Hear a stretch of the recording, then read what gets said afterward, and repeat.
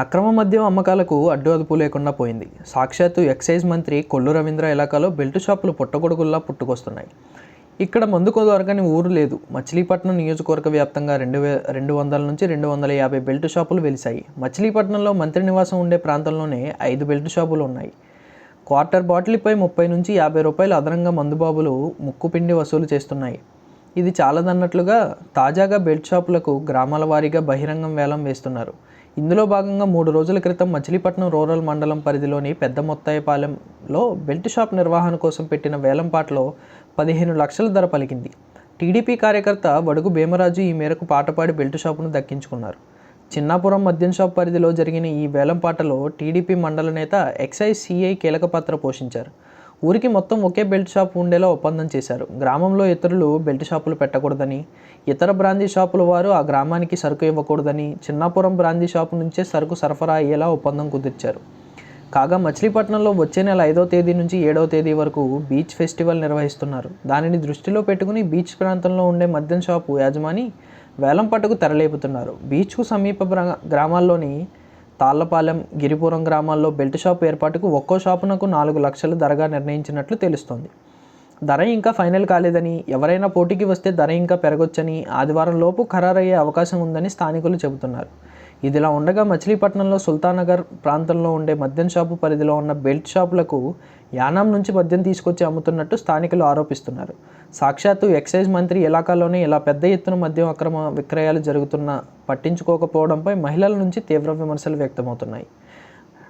అవనిగడ్డ నియోజకవర్గంలోని నాగాయలంక మండలం సంగమేశ్వరంలో బెల్ట్ షాపుకు 7 లక్షల ధర పలికింది.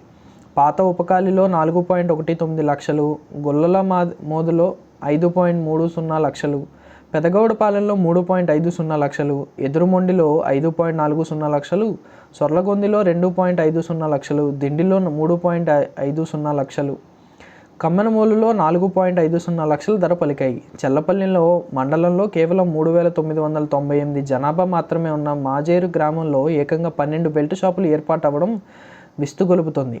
ఒక్కో బెల్ట్ షాపునకు ఏడాదికి 1,00,000 చొప్పున వసూలు చేశారు. గుడివాడ నియోజకవర్గంలో 150కి పైగా బెల్ట్ షాపులు ఉన్నాయి. మద్యం షాపుల యాజమానులు బాటిల్పై 10 అధిక ధరతో బెల్ట్ షాపుల నిర్వహణకు అమ్ముతున్నారు. గ్రామ జనాభాను బట్టి రేటు నిర్ణయించారు. బెల్ట్ షాపుల నిర్వాహకులు క్వార్టర్ సీసాపై 30 నుంచి 40 అదనంగా వసూలు చేస్తున్నారు. ప్రతి బెల్ట్ షాప్ నుంచి మండల టీడీపీ నేతకు నెలకు 5,000 చెల్లించేలా ఒప్పందం చేసుకున్నారు. పెనమలూరు నియోజకవర్గంలో 120కి పైగా బెల్ట్ షాపులు ఉన్నాయి. మద్యం నిర్వాహకులు సిండికేట్గా మారి క్వార్టర్ బాటిల్పై అదనంగా 10 వసూలు చేస్తున్నారు. బెల్ట్ షాపు నిర్వాహకులు 30 నుంచి 50 ఎక్కువ ధరతో అమ్ముతున్నారు. పెడన నియోజకవర్గంలో 165కు పైగా బెల్ట్ షాపులు ఉన్నాయి. పెడనలో నాయీ బ్రాహ్మణ సంఘం ఆధ్వర్యంలో నిర్వహించిన వినాయకుడి గుడికి పక్కనే బెల్ట్ షాప్ పెట్టారు. దీంతో మందుబాబులతో భక్తులు ఇబ్బందులు పడుతున్నారు. టీడీపీ మండల నేత ఒకరు గూడూరులో ఏకంగా 5 బెల్ట్ షాపులు నిర్వహిస్తున్నారు. పామరు నియోజకవర్గంలో 156 బెల్ట్ షాపులు ఉన్నాయి. పామరు మండలంలోని కొండిపర్రు, జమీన్,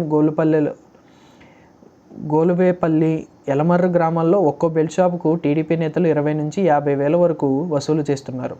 ఉమ్మడి కృష్ణా జిల్లా వ్యాప్తంగా బెల్ట్ షాపుల్లో క్వార్టర్ బాటిల్పై పగలు 30, రాత్రులు 50 అధికంగా వసూలు చేస్తున్నారు.